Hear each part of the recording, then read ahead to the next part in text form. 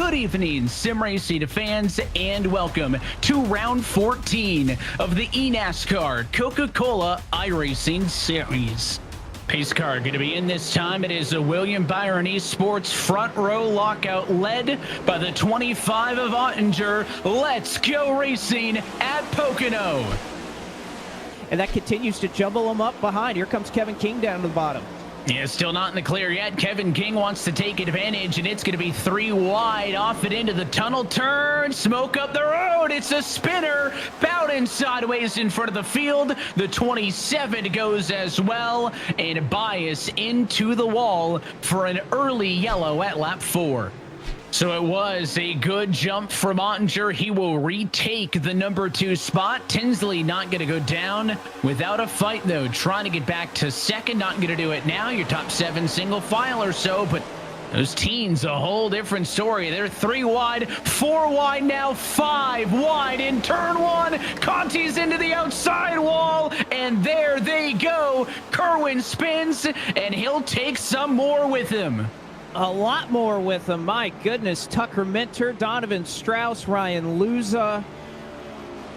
Can't pass up the opportunity. If someone gets loose, hey, I got to get 4 spots here. Let's take a second look. Again, it starts as 2 wide, and then the 33 checks up, so Kerwin's going to go low. Conti is going to go high. The 46 is going to go low, and they really just ran out of space. The racetrack itself is wide enough for 5 cars, 8 cars wide. The issue is, Ryan, that's not the groove, right? The issue is they all went up to the outside wall on the exit, and they all kind of got squished into the fence. So just because the asphalt's 25 feet wide doesn't mean the racing groove is, and they just kind of condensed and collapsed onto each other. Here's what Kevin King saw from behind.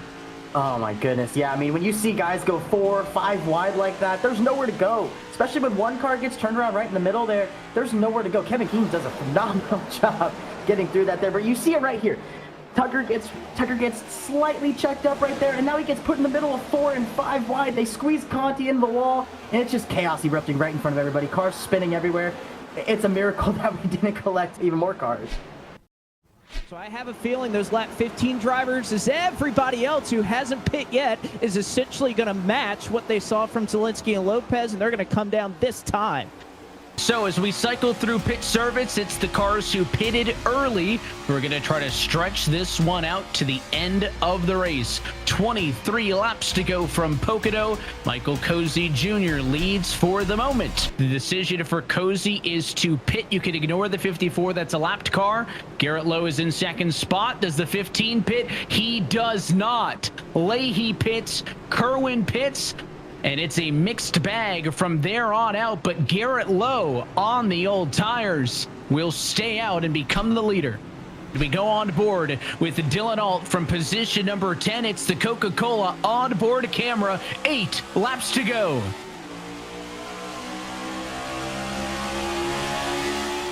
They're stacked up, and again, they're trying to just find lanes right now. Cozy didn't exactly get clear. He's side by side right now with Jimmy Mullis, somebody he needs to continue to fall back. He's going to push Casey Kerwin, Bobby Zielinski, Corey Vincent. Those are kind of the first 4 cars that are able to escape with new tires with 7 to go. Now they can sort it out. Dylan Oak gets turned and unfortunately out of the way, but it is going to bring out a caution. The last thing that those drivers on those fresh tires wanted to see, and I'm sure that they were hoping that it was enough out of the way that it wasn't going to trigger a yellow flag. It is Garrett Lowe on the bottom, Guest on the outside. The 45 fighting for his playoff life. Pace car down and in. 3 laps to go from Pocono. Green flag back in the air. It's a huge run on the inside for the 41 of Dylan Duval. 3 wide, 4 wide to turn 1. Oh, there's no way they're going to make it. They're 4 wide, they're 5 wide. We got fresh tires, new tires, old tires. Oh, they somehow all touch 4 wide and they keep it going. How in the world did they save that? Turn 2's even tighter. Can they make it through the tunnel? 4 wide, back at about P10 with the 48 car on the very inside. He's got to be careful to not be in this accident. Up front, Michael Guest, new race leader at lap 58.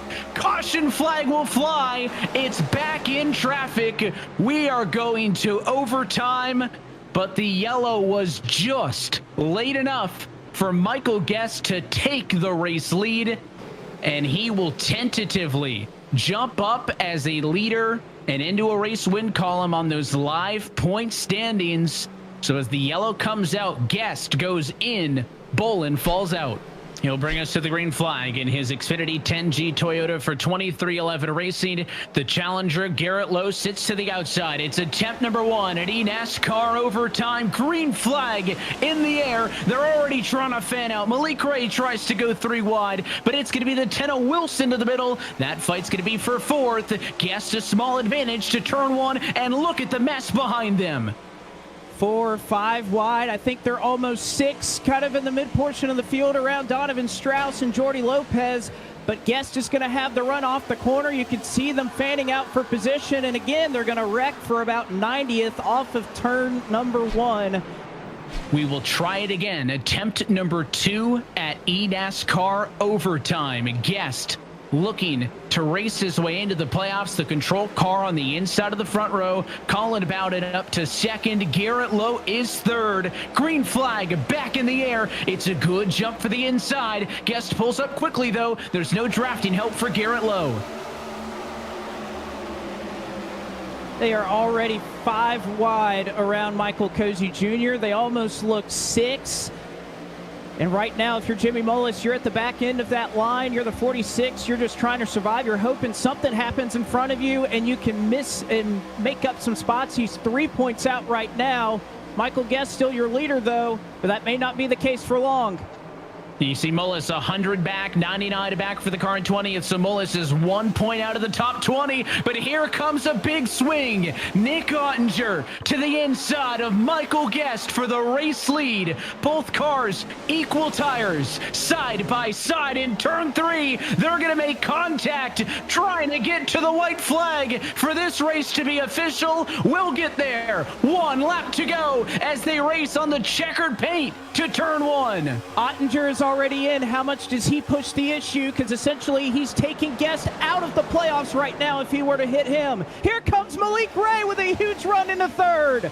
Malik Ray can get in on points, or he can get in with a race win. Ottinger goes low. He wants to dodge the draft. The 45 car, though, a Guest will not go away. Malik Ray is going to have a huge run here into turn 2 if they go side by side. Ottinger up the racetrack. He's loose. Malik Ray going to look low down to the bottom as they wreck off of turn number 2. Can Ray get his first Coke Series win? Tried to go to the inside, 3 wide, couldn't get there. Look at the 97 car, but he'll take his teammate out. Busa pushes Ottinger, but it's too much to handle. And Michael Guest will win at Pocono. And you can see how much this means to Guest and all of his fellow competitors. It is lucky start 106. This winning moment is brought to you by Coca-Cola, the official fan refreshment of eNASCAR, as Michael Guest gets his first career eNASCAR win and punches his tickets to the playoffs here in 2023. And yet again, Pocono delivers. But Michael Guest did what he needed to do, and that is determine his own fate. He wins here tonight at Pocono for his first career eNASCAR win. Blake, you're with our winner. Well, Michael, I know it has been a long time coming. You have been in this series for such a long time. You've had these races go against you in the past. What does it mean to finally be an eNASCAR Coca-Cola iRacing Series winner after all these years? Feels great. I definitely wanted to win one of these before I stopped. I'm like 6 years in, so I'm glad it finally paid off. I've always considered myself pretty good at these fixed setup races, so I knew I had a chance tonight.